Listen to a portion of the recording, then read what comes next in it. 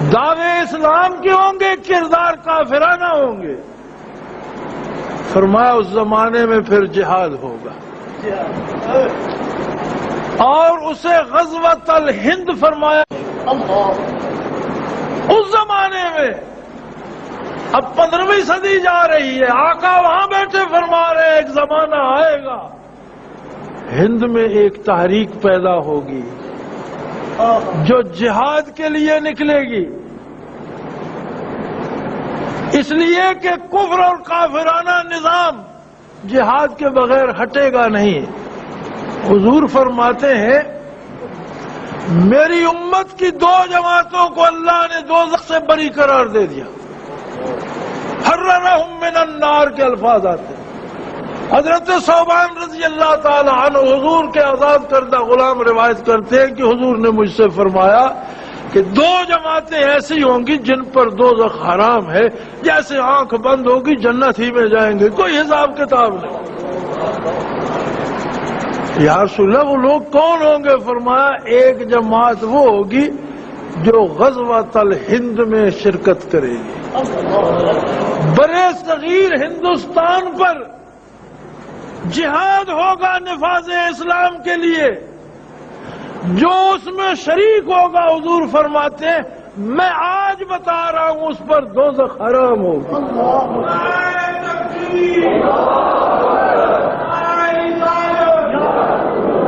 میں پوچھا یا رسول اللہ دوسری جماعت؟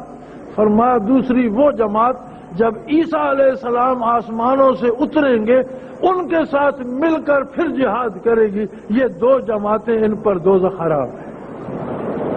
مجھ سے ایک بزرگ نے فرمایا کہ بھئی ہندوستان پہ تو ایسے صحابہ میں بھی لوگوں نے حملہ کیا اور اسلام یہاں آیا، پھر خلافت عباسیہ میں اسلام یہاں آیا، تو یہ بنو امیہ کے عہد میں اسلام یہاں آیا، تو یہ کیسے ہے؟ کہ میں نے کہا بھائی میرے اس بشارت کو اس جماعت کے ساتھ جمع کر دیا گیا ہے جو عیسیٰ علیہ السلام کے ساتھ جہاد کرے گی۔ اس کا مطلب ہے نزول عیسیٰ سے پہلے اور پہلوں کے بعد درمیان میں ایک انقلاب آئے گا جس کی بشارت آقا دے رہے ہیں۔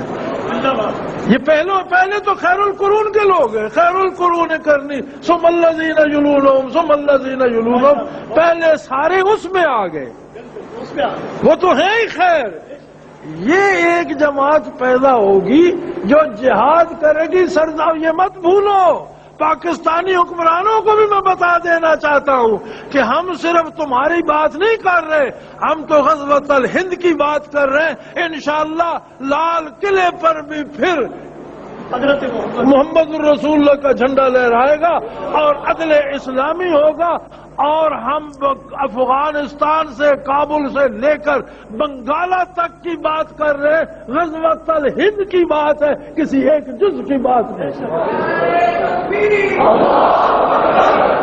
انشاءاللہ اس ملک پر اسلام نافذ ہوگا اور اسلامی فوج جہاد کرے گی۔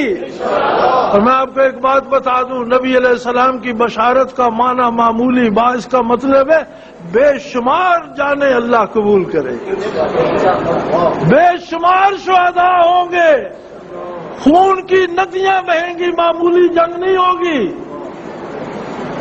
خون کی ندیاں بہیں گی، لیکن بہ جانے دو رگوں میں چلتے ہوئے خون کو آقا کے نام پر۔